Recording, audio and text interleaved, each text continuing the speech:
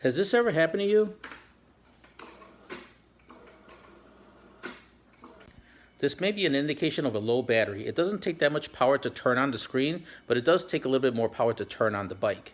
So first things first, you're going to need to get access to the battery. So go ahead and lift up your rider seat. And therefore you got access to the battery. Get your cables connected and charge it for at least 10 minutes. After you're done charging, go ahead, turn on the key and start up the bike. If this video helped you out, please smash that like button and subscribe down below.